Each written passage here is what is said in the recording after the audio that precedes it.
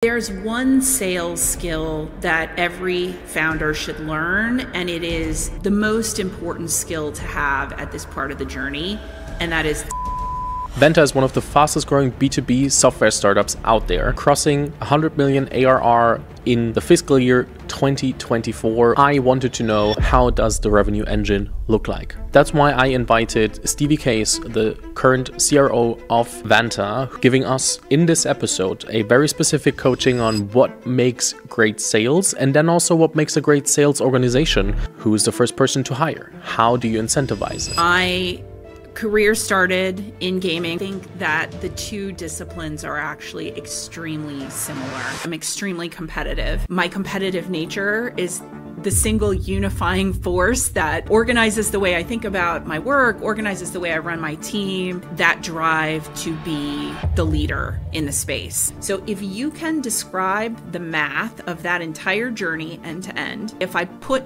$5 more in, I know exactly how many dollars come out at the end. That's what a predictable revenue machine looks like. We knew exactly how to get those leads. We knew how many dollars every lead cost, and we could increase our spend and know with certainty how many leads would come in the door. The single most important thing as you are starting to figure out like what is that repeatable pattern really just boils down to asking really insightful questions, asking second and third level questions. You should seek out those things you maybe don't want to hear or get to the no, because then you know you've gone deep enough to get to some truth. Stevie, welcome to the Unicorn Bakery. Thank you. Excited to be here. There are so many ways to start this conversation. In general, I would love to explore how to build a predictive revenue engine for a venture that's a fast scaling venture. So now the fun part. You have a bit of a diverse background. So the first question is not like what is a predictable revenue engine or anything like that, but what similarities between building a revenue engine and gaming did you find throughout the years? I think that the two disciplines are actually extremely similar. My career started in gaming, first casually and then as a pro gamer. And I did mostly play first-person shooters, so that is my primary gaming frame of reference. Quake was my game. And, the thing I love about Quake, number one, is I'm extremely competitive. And honestly, in my day-to-day, I find that my competitive nature is the single unifying force that, organizes the way I think about my work, organizes the way I run my team. And that, for me, translates today in a more professional setting to urgency, to prioritization, to focus, and that drive to be the leader in the space. Beyond that, I think that there are a number of elements of gaming that really are extremely similar to my role as Chief Revenue Officer. There is resource management, there is strategy, there's human psychology. It is this like really beautiful blend of technology and feelings and humanity and like logic and math. Honestly, it's a little bit of everything. And that same kind of strategy and the way that blends together in a game and, translates as like maybe mechanics of how the different weapons work or the way you might navigate a map. A lot of those same strategies come into play in slightly different ways as a CRO. And a lot of my time is spent mapping out that world, understanding where I've got a competitive advantage, and then figuring out how to double down on that. So I actually view them as very similar skill sets. It's super interesting. Like, I enjoy gaming, not on a pro level, to be honest, but still, like some nights, also, it's just fun. And I always try to find the similarities in my day to day, and therefore always happy to also see how others pursue them. When we dive into the go-to-market part, like every startup has the problem of, hey, we need to find the first customers. We then need to find the first customers that feel like they actually love the product and not that I oversold them. And then we need to find the feeling that there is something repeatable about it that we then call product market fit. And then the real journey starts in building out an engine that can drive growth for years, not only for inception, but for like a journey that might look like the Vanta one, like after 5 years or the 5th year after inception, crossing 100 million in ARR mark, which is like absolutely crazy. Or also the slower journeys that are out there that are at least as great as the Vanta one. So what would you tell me as a founder of a company that feels like, hey, there is some kind of product market fit, and now I have to think about how can I scale? What are the things that I should think about? What are the things that I shouldn't think about? Yeah, I mean, there's one sales skill that every founder should learn, and it is the most important skill to have at this part of the journey, and that is discovery. The single most important thing as you are starting to figure out, like, what is that repeatable pattern? Do I truly have product market fit? What is that exact ICP? If and to me, discovery really just boils down to asking really insightful questions, being curious, but then asking second and third level questions. So, I also invest. I'm a chief revenue officer and I run a big go-to-market team, but I also invest in startups. And the best founders that I meet, and the biggest indicator of success often for me is when I find that founder that can do incredible discovery. So then it's what you do with it, right? So spend a tremendous amount of time meeting with your customers who do love the product and deeply listen to why. Like, let go of your preconceived notions about what you should build, listen to them, and use a framework to try to uncover why are they willing to pay for what you're doing. This seems simple, but like there's a discovery framework out there called MedPick. It is kind of like the go-to standard for salespeople. You can look it up. It stands for a variety of areas that you should be asking your customers questions about. And all of the things you should ask about are important. M is for metrics. You can go down the list. But the one that founders should focus on at this point is actually the pain, and it's implicating the pain. And what that means is, can you understand for your customer what is the pain that they are trying to address when they buy your software?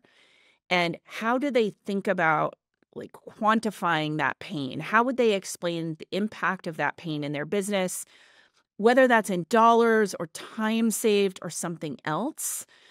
Because truly, like, people only buy software. They only buy anything really for 3 reasons. They're going to buy something to drive revenue because they think it can increase their revenue. The number 2 reason would be to save money, and it is a very secondary reason to driving more revenue. And the third reason would be to reduce risk in their business. Those are the only 3 reasons people buy. And number 1 is a much stronger reason. So if you can figure out like which of those 3 reasons is driving the purchase, and then how would they describe it to you? Like, is it driving their ability to unlock $1 million in new revenue this year if they buy your software? Then you can start to quantify that. And if you can nail that math and then figure out how to tell that story and repeat that math other places and do that at scale, that is the single most important thing you can do at that point. And I think, a lot of founders get distracted at this point. And they start looking for like other types of buyers and other use cases and all that. At this point around product market fit, you just want to be able to repeat that success pattern over and over and over and be able to really nail who is the ICP, how and where do I find them, what is the ROI, what's that pain, and how do I repeat that story until I reach the next layer of scale. How do I ask the questions in a way that I don't get the answers that don't help me? So the key is asking open-ended questions. And, it does take practice. There are tons of classes out there. There are free classes for salespeople. As founders, you should not be afraid to take some of that sales training. But truly, it really just does boil down to ask open-ended questions. And an example of that question, if you're trying to understand what is the pain, is sort of asking things like, if you as you're trying to solve the problem that we're talking about today, what happens if you don't solve this problem sometime in the next year? Like, what would that do to your business? And you can ask this in a lot of different ways. You want to sort of get to the point where that potential buyer is telling you, like, here are the negative consequences if I don't take action on this thing. And the truth is, if they aren't able to give you an answer or the negative consequences aren't that bad, you don't have a great product necessarily, and you don't have great product market fit. I think a lot of times, it's easy to get sucked into the excitement of like, oh, people want to talk to me about this product, and like it might make their day-to-day work a little easier. But if what you hear is like, "Oh, if we don't solve this by next year, like, I would be a little frustrated," that's not a great answer. You're looking for like, "I won't be able to do business with a certain kind of customer," or "I won't be able to sign this deal that I've got in my pipeline," or "I won't be able to hire a team in Europe," or "I won't be able to do XYZ that is like material for my business." So that's what you're trying to get to, and you wanna ask these questions like, how does this impact your work? Is your leadership team aware of this problem, and like does it how much do they care about it, and why? You're trying to get to like, does this really matter, and why does it matter, and what is the impact of not doing something? Because the alternative to that is buying your product to solve the problem. How do I differentiate between it's an honest answer and a hard truth that I didn't expect and don't want to hear, or it's something that I think is not the correct answer and doesn't help me further, and I need to uncover more to get to the actual truth of what the potential customer tells me? Well, the truth is that you're almost always going to have to go multiple layers deeper to get the real answer. It's rarely the first answer that gets you the information you need, and that is one of the most common mistakes when people are starting to do discovery is they will start with a first level question, and they get an answer and they just sort of go, okay, and then they move on. The key is like dig a little deeper, and that second question can often be as simple as, tell me a little bit more about that, or like walk me through what you mean by that, or walk me through what happens after that. But the key is like drill deeper. And then to your question about like, what if it's something you don't want to hear that doesn't help you? The most important thing is that you don't disregard that information as it's so tempting to do. We have a concept in sales called happy ears, and happy ears is when the salesperson just sort of like believes what the person on the other side of the call is telling them and like doesn't question it. And often what that sounds like is, yeah, I really want to buy your software. It's great. Like, yeah, let's get back together, and maybe we'll make it happen next month. And this is one of the most common failure modes I often see with founders is like they're getting a lot of positive feedback, and they're getting a lot of that like, yeah, your software is really cool. I want it. Like, I'd like to buy it, but then nothing happens. Deals stall out. And the happy ears is I hear what I want to hear, and I'm not asking more. And when somebody says, I like your software, I'd like to buy it, the key is then to go to that second level and the third level to say, great. Okay, what does that process look like for you to purchase the software? Like, talk to me about how would you go about buying it? What are the boxes you would have to check to make the purchase? How do you get budget approved? Like, how are you thinking about an appropriate budget for this process, like for this project? Like, going deeper is the key. So if you've only heard things that validate your opinion, you probably haven't gone deep enough. You should actually want to seek out contrary opinion, and like you should seek out those things you maybe don't want to hear or get to the know, because then you've gone deep enough to get to some truth.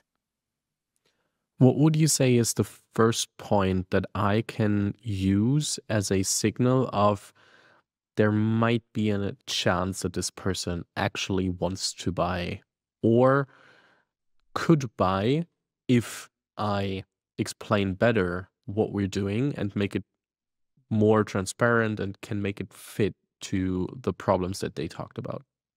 So I would go back to that MedPick framework. So the things I would be looking for, do they have an ability to describe the pain that you're going to be addressing if they buy the software?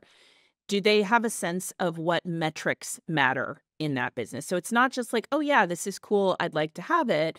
It's like, oh, yes, I would like to have this because I believe if I buy your software, that's going to help me sell $100,000 more of my own software this year. If they can start to articulate those metrics, that's a great checkbox. That's a sign. Then you want to start digging into that process of how, because that is often when it falls apart if they're not serious. So, a few of the other letters in MedPick come back to paper process, decision criteria. So you want to start asking them, how are you going to make a final decision about the purchase? Like, how do you approach making final decisions when you buy something like this? Have you bought something like this before? Who else needs to be involved in the decision?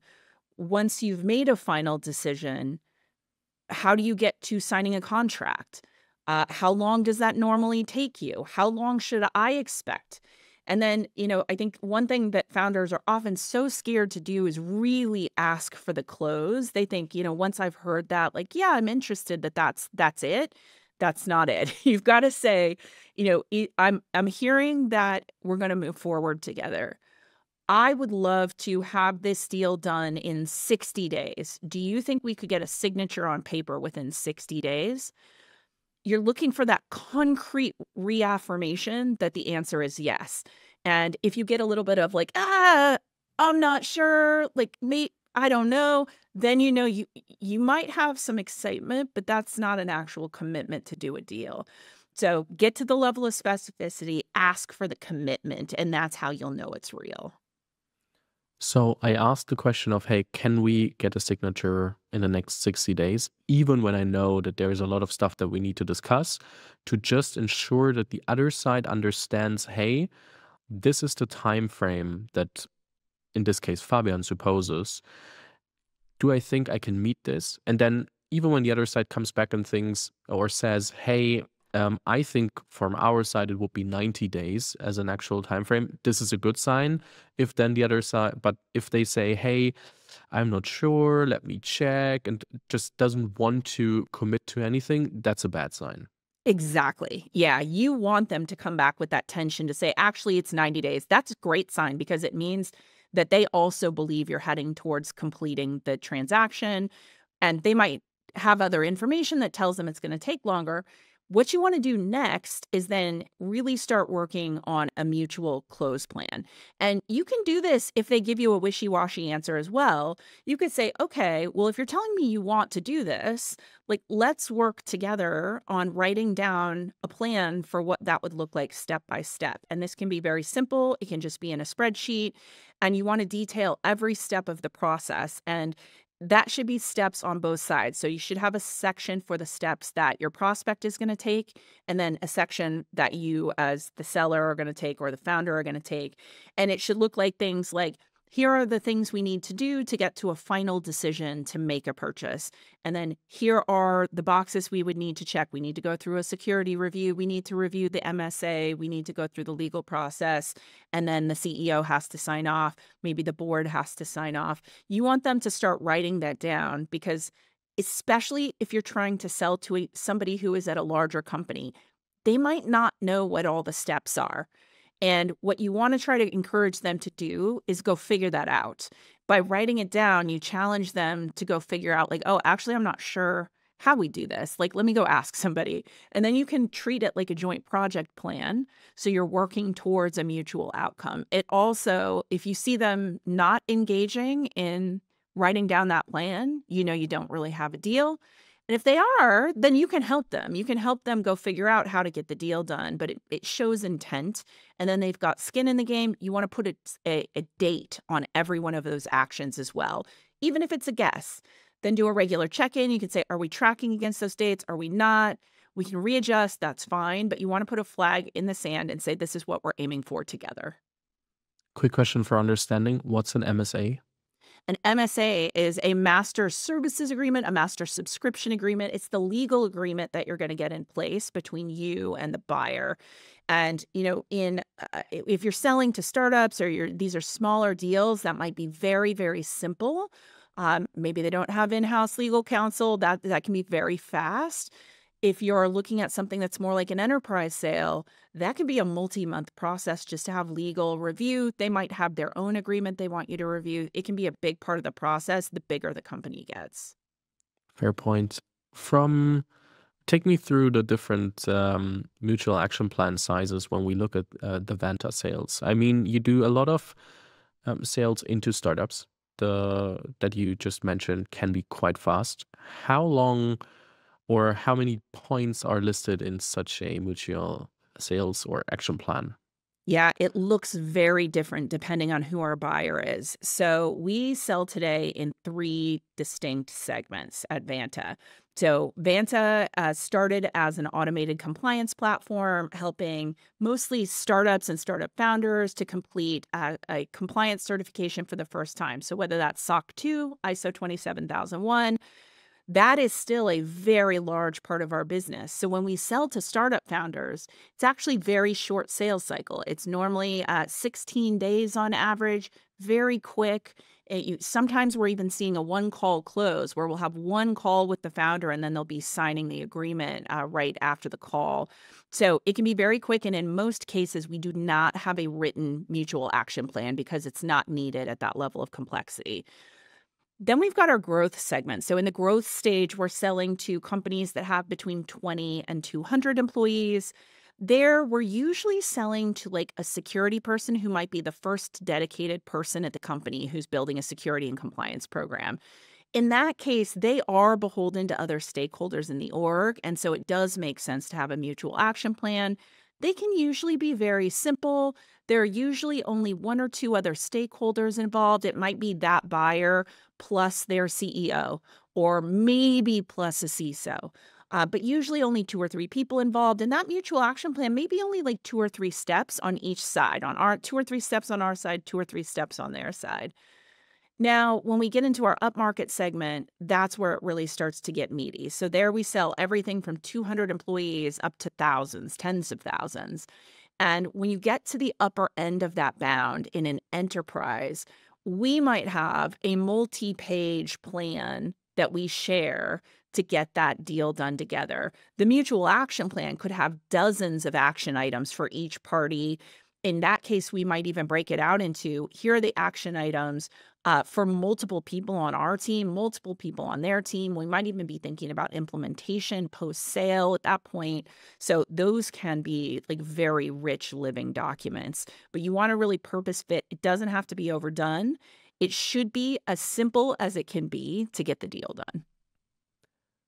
How do I figure out during the mutual action plan who to actually pursue the sale with and who to throw out of the process to save resources, to also save in the end churn rates and also customer satisfaction scores? Because I understand. So in short form, what are signs that I shouldn't pursue a customer? Yeah. So you want to qualify that this person actually has pain that you can address, that this isn't just sort of a hobby for them, and that there's a real project with pain attached. Then you want to make sure, budget is an interesting concept here because, in traditional sales, often sellers will get hung up on, do you have budget? The truth is, if you're talking to a real buyer who owns a budget, they can create budget for you if you're addressing a real pain point for them. As a CRO, I've got like a multi-million-dollar budget.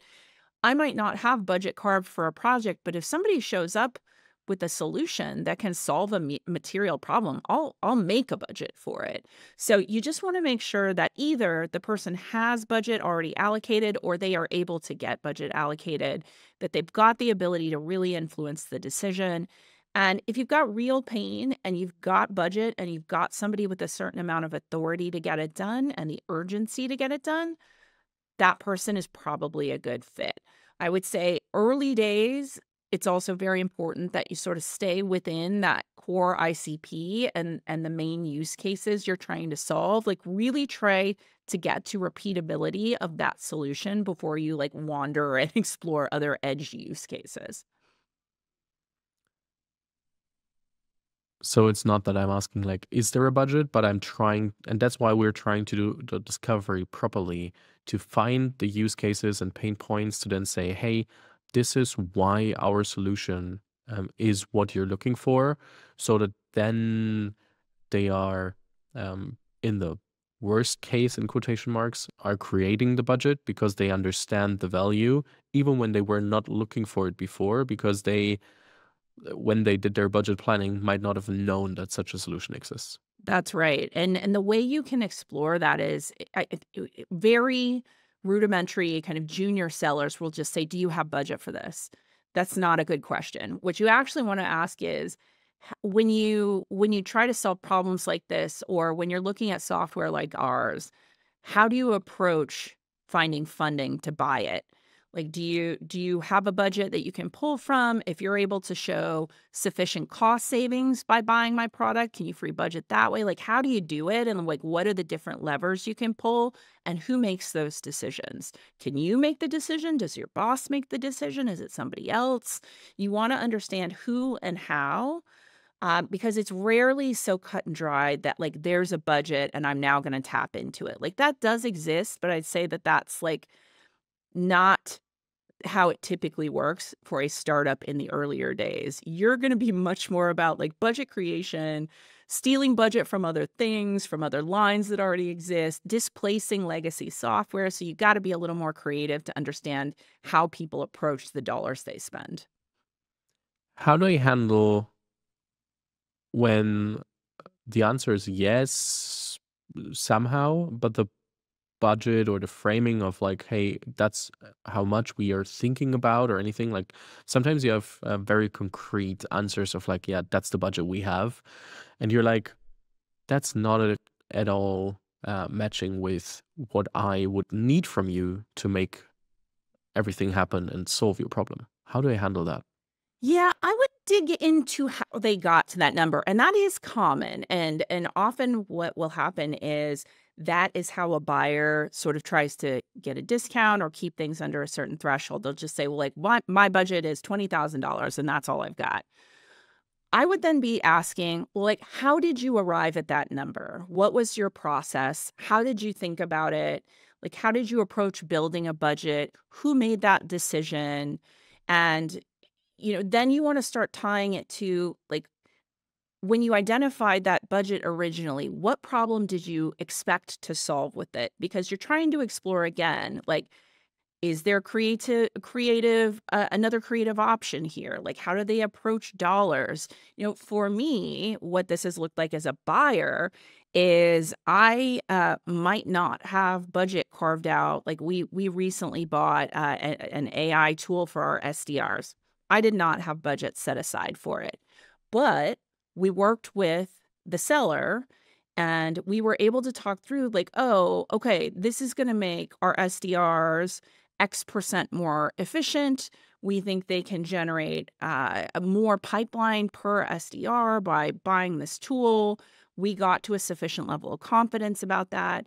And then I was able to say, okay, well, I can justify buying this thing and spending money on it because I'm actually going to get more money out of it. And that was enough for me. We brought that through procurement and through the CFO and showed them the same calculations. So, there are always ways to justify if you get to somebody senior enough to look beyond just like, I've got $20,000 on my balance sheet. And that's what you want to get to with your questioning.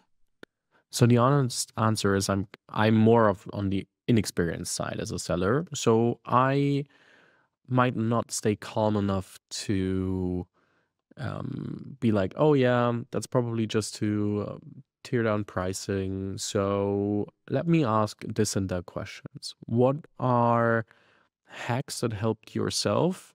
Probably at first trained, and then now they are like part of everything you do, that help you in such situations to be like, sure, let me not be too quick and saying, "Oh yeah, let me give you a discount." Oh yeah, but also like using the tension to also starting to on the one hand more discovery, on the other hand negotiating as well. Yeah, there are a couple of hacks here that are broadly applicable to discovery and also work very well in these kind of scenarios.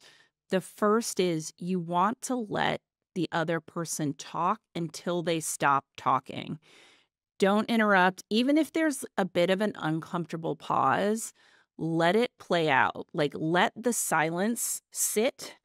And if you are uncomfortable in that silence just a little too long, then you know you're doing it right. Like, let the silence sit, because what you'll find is buyers often will fill the silence and they'll fill it with more information, or they'll fill it with something to maybe help you get to the next step. So sit in the silence.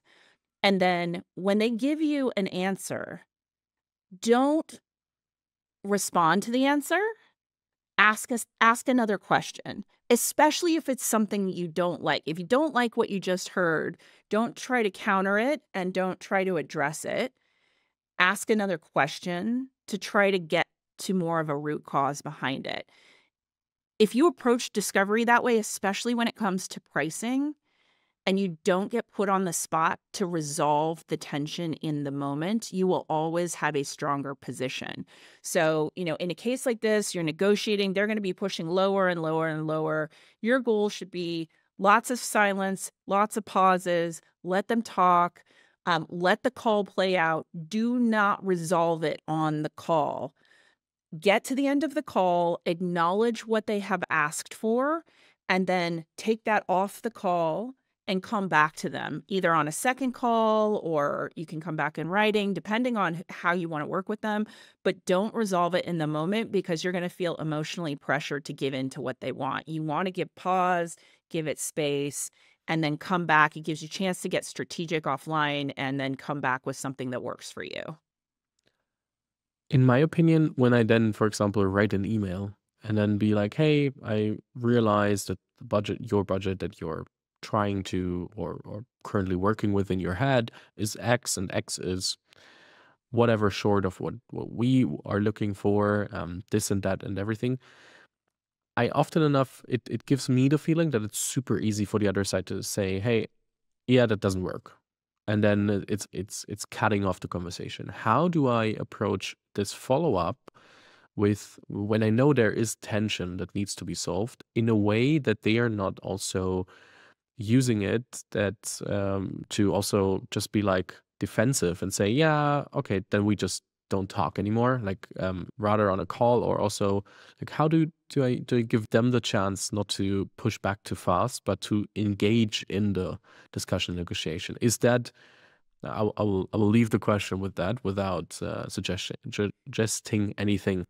Yeah, I mean, part of it is that you do need to let some of that tension play out on the call, such that you should never leave that call and then send an email and surprise them by saying, "Oh, by the way, your budget's not enough." Like, they should be aware in that conversation that they've got a budget that is not matching your list pricing.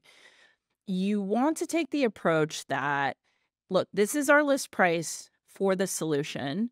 I hear you that you've got this budget. I want to get creative and work with you. That's why we're going to spend this time really talking in depth about how you got to that budget, how you quantify the pain.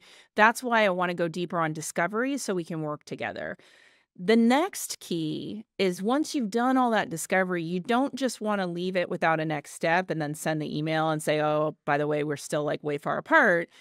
You want to have warm connection ongoing. And the best salespeople will do this as like get the person on text, create a warmer relationship, make sure you've got a next follow-up set on the call so they can't just so it doesn't just fall to like the black hole of email where they can ghost you because that is so common. So you want to keep up the warmth and the rapport. You want to set the expectation that you're going to be able to come to some kind of creative middle ground. You just don't want to cave immediately to the ask on the call. So tee up a next step, make sure you're going to get them back on the phone, make sure you've got a good way to reach them that isn't just email, and make sure that they understand that you're going to bring back some value to them.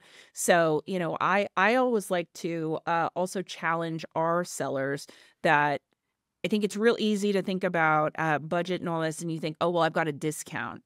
There are other ways to approach a situation where the person's budget ask isn't matching what you're offering. You can modify what you're selling them. You can pare down the package. I like to do discovery around that because then you can get a sense for do they really, if you've got a platform, like do they really value all of it? Gives you a chance to say, well, what if we took this out of the bundle and we could get it in your budget? If they say, oh no, I actually need that thing, then it really matters and you've actually got some leverage. So you're using that pricing tension to discover what they really care about. And then when you come back, rather than discounting, I like to instead add more value. It's like, okay, I know this costs more than you'd like, but what if we actually added this extra layer of service, a higher SLA, more support, another module, like add value instead of subtracting price. And if you, in many cases, you'll find that it's not that they had a hard limit on the budget. They were just trying to kind of negotiate down. And if you can make them feel like they got more value by giving them more, that's a way better outcome.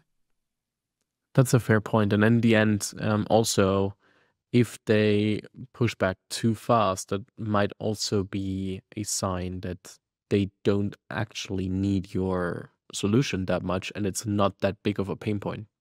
Yeah, it's very true. And that's what we've really got to quantify. And you've got to be comfortable knowing, like, what is your bottom line? How low are you truly willing to go versus at what point will you walk away?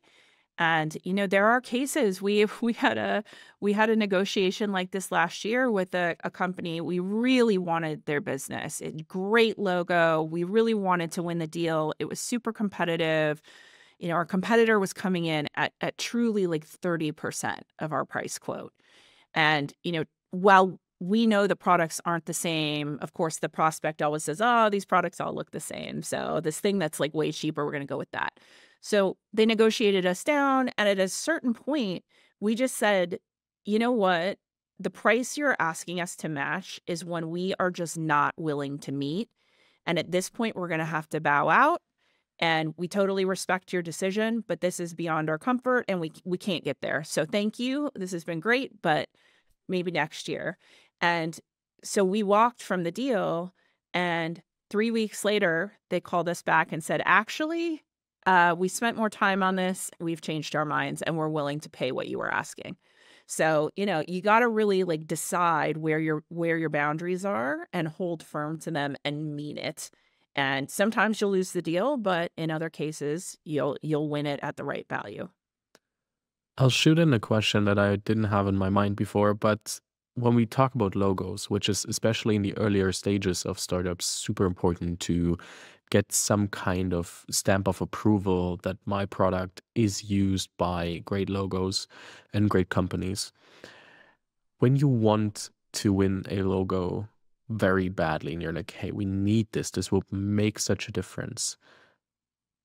How much are you trying to give them extra value or give in special cases and occasions discounts? Like, what is the extent to which I try to make it happen, and where should I set boundaries because I will regret it 6 months, 12 months, 24 months from now? I mean, I would, in that case, like logos are incredibly important, especially early in the life of a startup. Like that social proof is incredibly valuable. So getting the right to use the logo it's worth a lot. I think number one is you got to decide for yourself, what is that worth to you in dollars?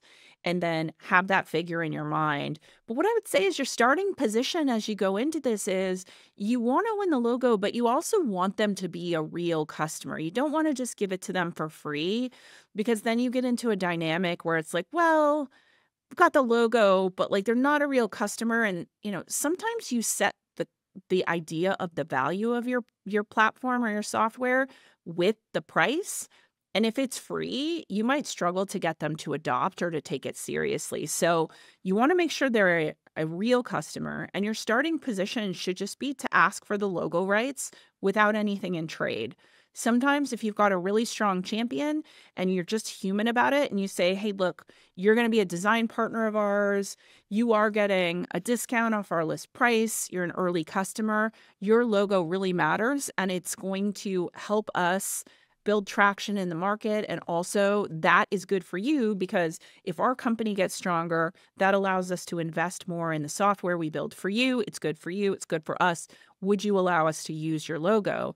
Sometimes you'll get it for free. If you've got a strong champion, they may go to bat for you. I've gone to bat for some of the small companies that I've worked with as a design partner and just given them the logo rights because I want them to succeed. And, in bigger companies, it may take more. I have seen that, like, kind of a standard trade for that might be 10 to 20% discount on the price of the contract for use of the logo. You just want to make sure that you're comfortable the trade-off is reasonable. And I would never, like, do it for free just to get the logo. You want to have a real commercial relationship. Just find that right balance. Other than putting the logo on my website or also saying in a sales process, hey, this company is actually working with us, what is the best way to make use of the logos that I won? I mean, the best way is a case study. Like, you want to do a case study as early as possible for a couple of reasons. One is obviously the social proof. Two is it's a little bit of an easier way to, like, get that logo use approved, because then you're telling a story together. Often it can be seen as a positive by the company as well because they're doing something innovative with you. Their marketing team will very likely see that as a positive, that they want to say, "Hey, we're innovative, we're doing interesting things. Here's a story about that." It also is a repeatable way to prove what you do and what kind of pain you solve and tell that story over and over to new prospects. So it makes what you do more concrete. You get the logo usage. It, like, makes the whole thing easier to understand from the outside. So case study is the best way to go. And if you can do that in lots of different forms, like a written case study is great. If you can do a video case study as well, just make it it doesn't have to be super buttoned up. Short informal interview over video, that kind of stuff goes a long way, and it truly does help people understand what kind of pain your software addresses as well. What makes a great case study? Because it sounds so easy, but in general, what are the points that I want to transport through showcasing the case study so that somebody who's spending time on the case study thinks, oh wow, that's actually what I needed and not just a like report generated by ChatGPT.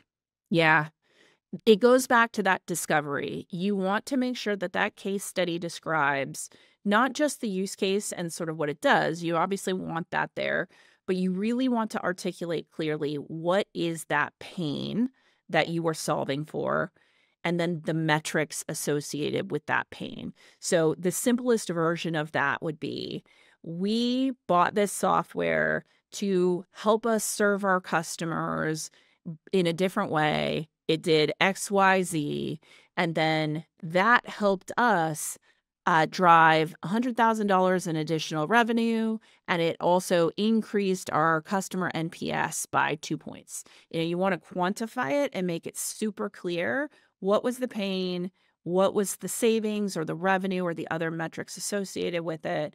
And really, if you hit those points and keep it simple, those are going to be the strongest case studies. When it gets super verbose and, like, lots of words but no metrics, those are not impactful. Like, keep it clean, use case, pain, metrics, and that's it. So we went through a ton of things by now and still haven't answered the question that I put out at the beginning.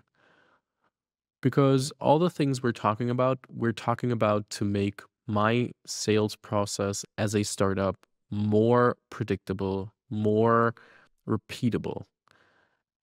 From your definition, what is a predictable revenue engine? What's how does it define itself? What are the characteristics? What am I looking for when we say building a predictable revenue engine? I mean, the simplest way to describe it is that it can be defined by math. And you know that math and the math is repeatable. And what that looks like in practice is I can describe to you that I've got one channel that I can consistently find leads from. And it doesn't, for different businesses, that's different things. Vanta's first channel was search engine marketing. We got lots of inbound leads through search engine marketing. It was very effective for us and efficient. So we knew exactly how to get those leads. We knew how many dollars every lead cost, and we could increase our spend and know with certainty how many leads would come in the door. We would know what percentage of those leads convert to a qualified opportunity. We would know the percentage of leads that then convert from qualified opportunity to a closed won deal. So if you can describe the math of that entire journey end to end, and you've got control to say, if I put $5 more in, I know exactly how many dollars come out at the end, and that math is rational, that's what a predictable revenue machine looks like. And the journey to take that from a single channel, single ICP with one equation that backs up that math, the predictable revenue machine just means adding more of those equations over time.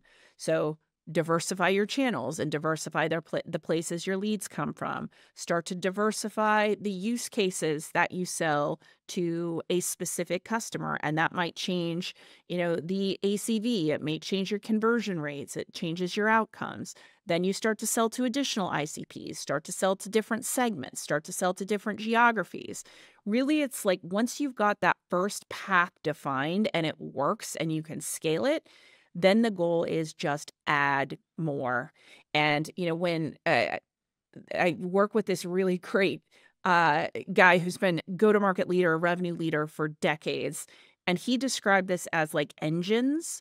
You almost want to create these engines in your business that are independent. So in Vanta's business, some of our engines would be like, we sell to startup founders, we sell to growth stage companies, we sell to enterprises, we expand with our existing customer base, we sell in Europe. Like these are different engines that can operate independently. Every company, by the time they go public, should have at least 4 independent engines. More is better, but it's one of those like things that you can do to reduce risk and find other sources of revenue. And it's a concrete way to sort of break down how you do TAM expansion and how you create that predictable machine. How long at first what we talked about was finding the first, or at least we didn't talk that much about finding the first lead source. We talked about looking for the qualification of a lead to a deal. And when we think about the first lead source and the first channel, like SEM, in your case, in Vanta's case, how long am I trying to only pursue this one channel? Let's say I find this channel, I'm like, I know this works. Where's the sweet spot of I'm doing this for too long without establishing and experimenting with new channels versus I'm doing this not long enough. Therefore, I should spend more time here before doing too many experiments. The most common mistake is actually diversifying too early. So often, people get one thing working and they're like, I got to go get more channels. I got to get more things working. And that's actually a mistake. You want to keep that first channel going longer than you likely think, It does depend on what the channel is, who the buyer is, and, the way to sort of work into that is you want to first define, like, who is the buyer of the solution that actually owns the pain. You wanna think through where does that person live in the world? Where do they encounter media? Where would they possibly encounter messaging? And maybe it's at events, maybe it's billboards, maybe it's digital marketing. Like, you've got lots of options, and none of them are bad. It's just very specific to who your buyer is.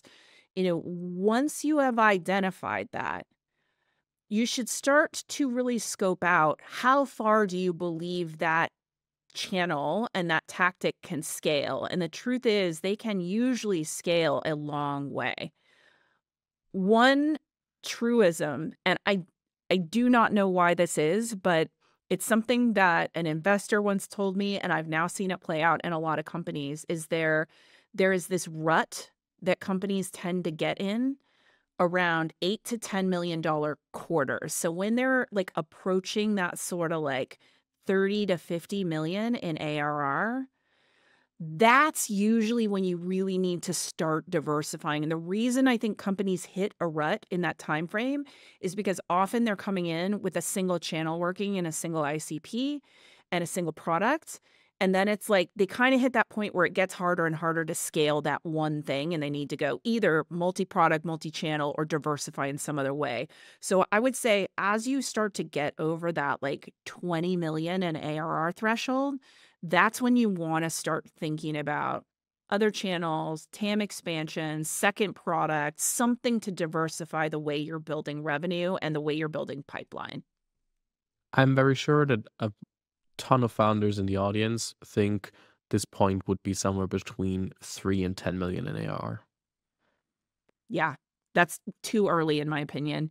There are undoubtedly edge cases where that might be true, but if your channel is any good, if your ICP is clear, and if there's a real market here, that first engine should take you further than just like 3 to 10 million. It really should have more legs than that. If that's all it can give you, I would start questioning, is the market big enough? Is the opportunity big enough? Is the pain we're solving acute enough? Because if you can only really eke out like 3 or 5 million and then you're sort of like slowing down, I'm thinking the market is too small. Which would be a hard statement because then I'm not a venture case and then I have a lot of different problems. Yes. Let's not assume that this is the case because otherwise we will have a completely different conversation now.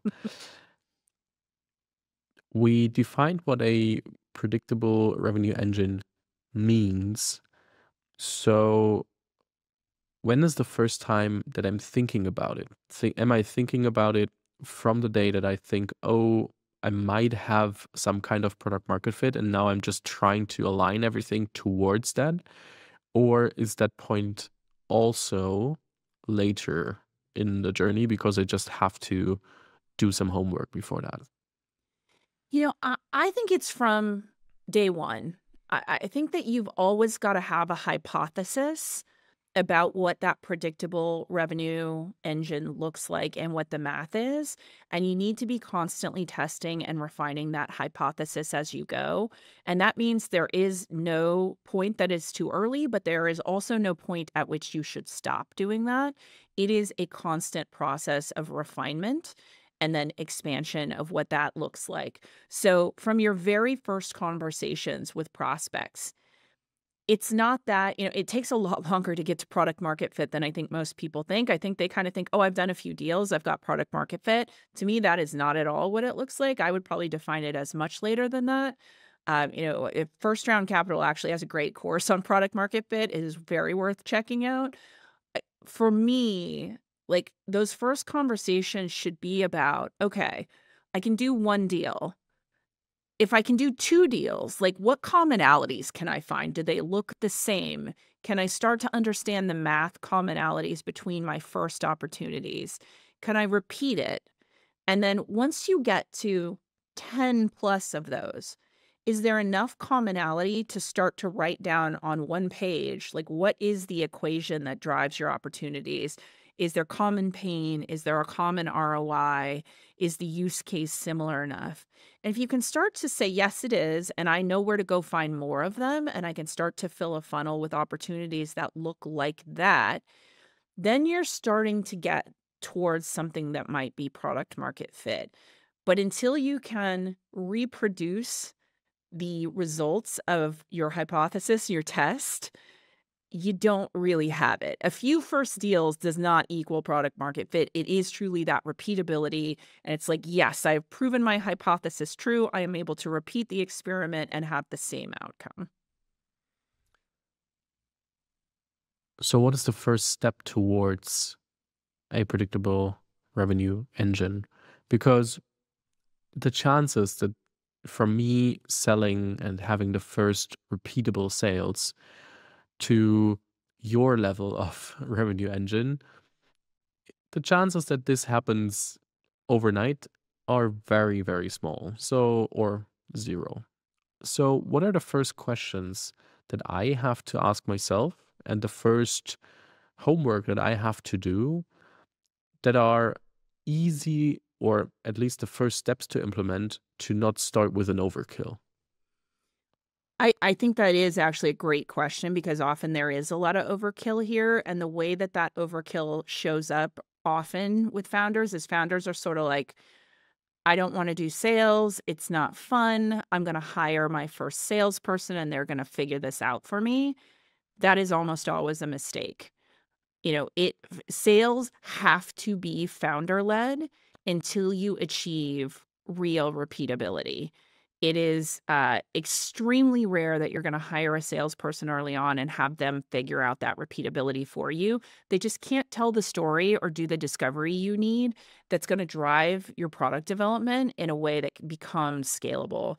So to avoid that overkill, the single most important thing you can do as a founder is get out there and have as many conversations and do as deep a discovery as you can do in your area of interest as possible. So rather than going out and thinking like, okay, I have a notion of what I'm going to build this thing, and then I'm going to go try to sell it to a few people and see if that works, I would actually flip it. I would start with the discovery, start with a idea of the use case, go have a dozen conversations with folks that look like who you might want to have as your buyer and ask them what matters to them. Really understand what's their day-to-day experience, what's the pain they experience, is this a problem they want to solve, how would they solve it, and then move from there and then come back, build an MVP, and see if that's of interest to them. When Vanta started, I love this about how Vanta started. Christina, our founder, she had experienced this pain of building software and trying to make it compliant and going through the SOC 2 audit process. And she, initially, when she went to start exploring solving this problem at Vanta, the first thing she did was take this SOC 2 audit journey, and she just made a spreadsheet. And she took that spreadsheet and just really made a checklist for here's how you would get through the SOC 2 audit. And she went to other founders and just had conversations and was like, is this helpful? And the response she got was stunning. They were like, oh my gosh, I would pay you for this. Yes, this is incredibly helpful. And she's like, it's just a spreadsheet. And that's how painful the problem was, that they were willing to pay her for something that wasn't even yet software. They were just looking for help. So then she knew okay, I can build down this path. There's real pain. And then she went from there. And then let's say we talked about metrics that I'm observing, for example, in a predictable revenue engine. What are the first metrics that I start with to define my own engine and make it mine? One of the first is going to be you want to identify where leads are going to come from for you. And then you're going to want to start to understand, what does it cost to generate more of those? So what that could look like in practice is, okay, we're going to sell to startup founders. And maybe we're going to do that using search engine marketing. So we've sold software to these founders. We know our deal value. Let's say we've got a deal value for the software of $50,000. And you want to go out and find more founders to sell to. So if you want to do that through search engine marketing, what I would be thinking about first is, how many dollars do I have to spend on search engine marketing to drive a qualified lead? And is that within reason, given what I'm going to charge for my software? If it's within reason for what I'm going to charge and that acquisition cost is reasonable, so you're really looking at CAC here, customer acquisition cost. If it's within reason, you've got a flywheel. And then it's just like, okay, can I get enough funding to put more dollars in there? And what I'll tell you is if you find a source of leads where that customer acquisition cost is, within a 1-to-1 ratio to your contract value, you're golden. Like, you will find investors very willing to give you money because they know that you're going to get better and more efficient, and it only improves from there. So if you've got a payback period of a year or less, you are in great shape. And then you just are pouring gas on the fire and like going out and acquiring more opportunities and more leads. What if my payback period is longer than a year? I think at that point, you want to investigate why. Like, there are situations where that could be a huge problem. There are situations where that might be okay. And the situations where it could be a huge problem are going to be the ones where maybe you're selling something that's not very sticky. So if you are selling to founders and you know that, you're selling to small companies, you know that your solution may not be as sticky, you may experience churn, and you've got a payback period longer than a year, that's probably a really serious problem. And you want to reconsider either, like, is that the right persona to target, or should I find a cheaper way to acquire those customers? If you can't do either of those things, it's probably not worth pursuing. Now, it's a different story if you're selling in the enterprise, right? Because in the enterprise, what you see is you often get much higher net retention, and those deals can be very sticky. You can do a lot of expansion. So in those cases, you might be willing to overinvest and say, on our first opportunity, maybe we've got a 2-year, a 3-year payback period, but we know that in year 2, we're going to be able to sell them more software. Their usage of our software is going to expand. So you really just have to think through the multi-year journey and if it's going to be worthwhile over the course of time to acquire that kind of customer at that price. And what if for the probably not so often happening case, payback period is less than a year? You are a very happy person and you should seek to do as much of that as humanly possible. So what I would say then is that's when you really want to start building your team. So you want to start, if you don't have a sales team yet, you want to start building a sales team to field that. Then you want to think about, like, what does that talent profile look like? I'm a big fan when you first build your sales team that you want to start with at least 2 sales reps. Never start with 1, always start with 2. Then you get the comparison point. You also get competition between them. So bring those 2 folks on, get them selling, give them a reasonable ramp period and a quota. And if they can reasonably hit quota, you should keep hiring salespeople. And then, from there, it's really just about growing that and scaling it, and scaling your inbound lead flow as much as you humanly can. Now, you're going to start hitting a wall in there after a while. You'll want to start thinking about other lead sources. You'll want to think about outbound. Lots happens later, but your first mission is going to be grow a sales team and scale it as long as they are able to achieve. I like to aim for 80% of my sales team hitting 80% of quota. What is a reasonable ramp up period, especially when I'm starting to build my team and have not, like, I have sold most of the things founder led? What's a Yeah. reasonable ramp up period? How do I define that? Yeah. So couple of factors matter here. One is what kind of customer you're selling to. So if you're selling it and what the sales cycle is on that. So if you're selling to smaller customers with a short sales cycle, a reasonable ramp period may be quite short. For our startups team at Vanta, the ramp period to be at full productivity is 3 months. Now, if you're selling to a large enterprise, those sales cycles can be much longer. The sales cycle can be 6 months, 12 months. A ramp period for somebody selling in the enterprise to be fully productive and hitting quota could be as long as a year. So you got to think about who you're selling to and how long the sales cycle is. The other thing to take into account, especially with your first salespeople, is it might not actually make sense to put them on a quota, even if you give them a ramp right away. Until you understand your math fully, it might be better to put them on a target that maybe is like a logo acquisition target or some kind of like objectives that you want them to accomplish. The most important thing is give them a clear goal and then reward them and reward them well if they achieve that goal, and especially if they overachieve. So what that could look like is, say you're going to hire your first 2 salespeople, you're not really sure about like what an appropriate quota is, but you know that like in the first 6 months, you would be happy if each of those people brought on 5 new customers. Great. There's nothing to say you can't just say, okay, for the first 6 months, your goal is to sign 5 customers. And if you sign 5 customers, you got your variable component of your compensation. And if you sign more than that, I'll give you X dollars for every additional logo you sign. Something along those lines that's a little more creative can work really well while you're still figuring out your math. What are the biggest mistakes and shortcomings of sales people incentives?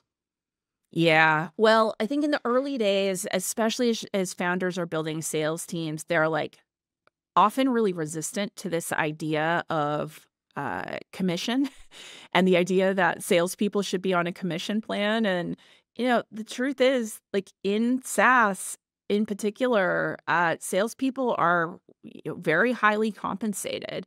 And I think there's a resistance to the idea that these compensation plans drive behavior and outcomes.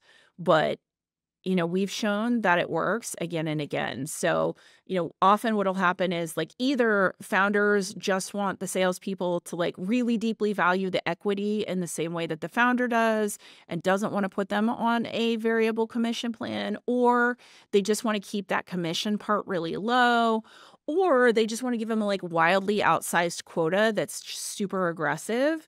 Um, when you have that early sales team, you want them to be really bought in, but you also want them to like really feel successful. So I'm a big fan for salespeople of putting them on 50-50 plans where 50% of their income is their base salary and 50% is what's called their variable. That variable commission, if you add the base and the variable, that's what we call on-target earnings. You'll hear it called OTE. So OTE is what you would make if you hit your quota or you hit your goal, whatever it may be. So in the example I gave earlier, if you put somebody on a plan where it's like in 6 months, I want you to sign 5 new customers. And if you sign those 5 customers, you get paid your on-target earnings, your full commission. But if you sign a 6th customer or a 7th customer, you actually make more than your OTE. A lot of founders resist that idea and they think, oh, I'm not going to do it that way. I will tell you, it is always a mistake. Just do it. It works. Good salespeople perform. The other thing that founders often do wrong here is they look at shiny logos on a salesperson's resume and they think, oh, this person was at a great company. They were at Google. They were at Slack. They must be great. When a salesperson has been a part of a great large team, they might be great. They might also be terrible. It does not mean they were good just because they have a nice logo on their resume. You've got to really suss out, is this person entrepreneurial? Do they know how to operate in a startup environment where they're not going to have a playbook and all the resources that they might have on a larger team? So you got to be really thoughtful about the kind of person you put in that seat. And then also a question adding to that, is there a chance, or did you see people who performed very well at a company before getting like fed up and being like, the next time I might not be as hungry anymore? Yes, this happens a lot. You want to strike this right balance of somebody who is late enough in their career that they know how to sell, they've got skills, they're independent, they can do great discovery, like they've got the fundamental skills, because as a founder, you're not going to be able to necessarily teach them those fundamental sales skills. So they have to come with those baked in.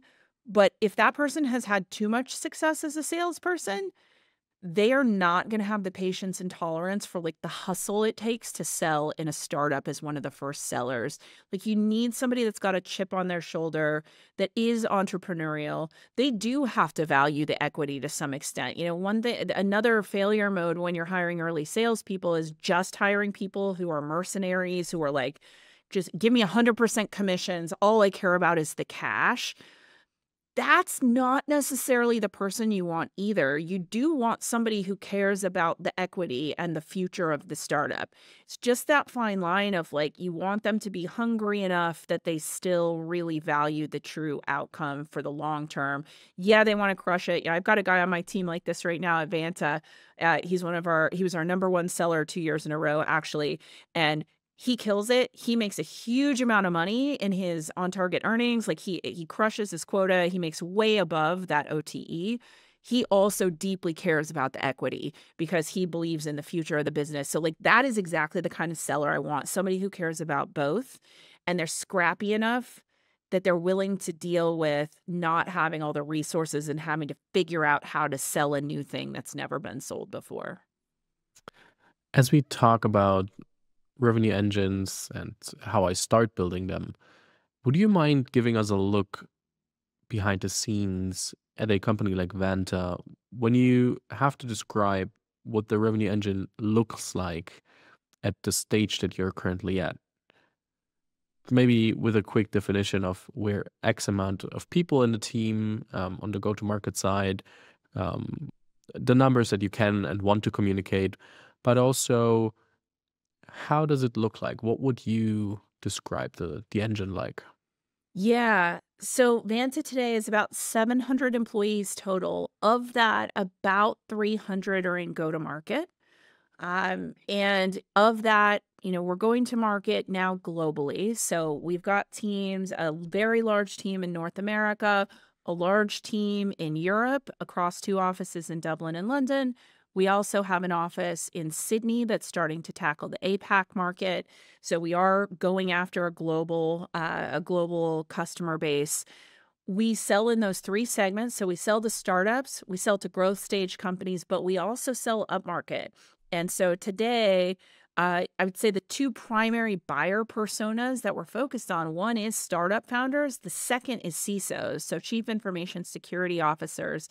And those sales look very different for us. So those are very diversified parts of my revenue engine today. So I've got, a sales motion and a machine that's going after that like first time compliance experience that a founder needs, and helping them unlock revenue and, get compliant for the first time. For CISOs, I'm helping them run their entire security compliance program. So they're typically like they've got a GRC practice and they're going to run that practice on Vanta as a platform. That sale looks wildly different. So we've diversified the market segments we're going after in that way. Then we also have this base of now 10,000 customers. So we've got 10,000 customers and we've got an entire account management team whose responsibility is to sell more products to our customers, because while we've diversified our go-to-market engine, we've also expanded TAM, and we've gone from being a single product company focused on automated compliance to now being what we call a trust management platform. And there's a real big difference in how you build a revenue machine for a single product versus a platform. And there's a lot of transformation we've had to do to be that machine that is multi-threaded. So that is kind of how I view this multi-threaded global revenue machine today. And my mission and my goal every year is to continue to diversify the products we're selling, the personas we're selling to, and the sources from which we drive opportunities and pipeline. And how can I imagine the management in that case when we look at I am a SDR or AE inside of Vanta? How do I get prepared to also function inside the engine? Because it's not Wild West like when I, as a founder, start selling. It's more like a very structured environment from a transparency point of numbers. So, how do I get put into the environment and then how do I get managed throughout the weeks and months so that you and I, or at least my manager and I, get along and see if I'm contributing to this engine or not? Yeah. So SDRs and AEs today at Vanta have a very clear playbook for how to succeed. And that playbook is extremely metrics driven. So, one of the things that our team developed over the last couple of years is this thing we call the balanced scorecard. And the purpose of the scorecard was really like we have had a lot of success. We've had so much like such strong product market fit and so many inbound leads that we had AEs and SDRs hitting quota for a long time without really doing the things we knew we needed them to do to continue to evolve the business. So, how I would describe that set of things would be like one, really focusing on selling the platform instead of selling a single product is one. Going outbound and generating their own opportunities is another. So there's this list of things that we expect a great AE to do. There's a similar list for SDRs. And what we started doing is we built this balanced scorecard that recognizes AEs and SDRs who not only hit their quota, but also do the other things we expect them to do that drive that predictable revenue machine forward. So what it does is it really rolls up in math an equation that ranks our teams from number one to the bottom and takes into account all of those other activities that we would ask them to do. And since we've developed that, what we found is that really helped the team understand what matters. That yes, it matters if you hit quota, but it's not the only thing that matters. You need to be doing these things that also create pipeline, that drive up the value we're delivering to customers, that reflect that you're selling in the right way. So that balanced scorecard is a big part of it. And AEs and SDRs really it's about consistency at this point. We know what works. We understand the math of the business. We are continuing to evolve the way we sell. So what a top performer would do is truly deeply learn the product, follow the training, understand those metrics that reflect what success truly looks like here, and deliver on that playbook on a daily and weekly basis. And it really does involve showing up every day and doing those things consistently rather than waiting to the end of the month to create outbound opportunities, for example. It's got to be a daily activity. We're tripling down right now on SDR, for example. And for SDRs, it's funny, it's so old school, but picking up the phone, we are finding is really the key to success. We've got SDRs who do fine sending email, but when they start picking up the phone, they get really good at that outbound cold calling. We find that their numbers just go through the roof. We see great outcomes. So follow the playbook, always hustle, and just put yourself out there seem to be the keys. What would you say is the hardest part about a maturing revenue engine? I think it's that there's almost the golden handcuffs of success. When you have a revenue machine that's working, there is a temptation to continue just doing what you're doing. There's this tremendous inertia to say, we're winning, we're driving a lot of revenue. It's great. But that is exactly how you can risk slowing down growth. The only way to continue to stay in hypergrowth is to go back to that idea of having a hypothesis and constantly refining it. The way that you sell, the way you go to market, the way you find opportunities, the way you drive the conversation with your buyer, it has to change all the time. And if you can drive that iteration and the learning and really create a feedback loop that makes you better, that's the key to having a machine that continues to grow and gets faster and better over time versus something that sort of stagnates and stalls out. And at the heart of that revenue machine for us has been moving from a transactional sale where we've got a playbook and a process, but it's very mechanical, to we really moved our team to a value-based sale. And that value-based sale is the conversation instead of, hi, here's our software, here's what it does, would you like to buy it? The conversation becomes much more, what I described earlier about uncovering the pain in our prospect's business, understanding how we address that pain, and then really articulating how Vanta solves that problem and addresses the pain for a customer, and then quantifying that with them. If you can do that well and you can continue to evolve and iterate on that, that is really the secret to building something that is sustainable and scalable over time. So when I, as a listener, now after all this conversation, think it's time for me to build more predictability into my revenue engine, or at least maybe even set it up and start, what will be your final words to me and myself and building a revenue engine of like, hey, do this, don't do this. Otherwise, this might be harder than it has to be. The single most important thing you can do to whether you're establishing that predictable revenue engine for the first time or you're trying to scale it is to clearly identify goals and then assign people to achieve those goals and give them that one singular mission and nothing else.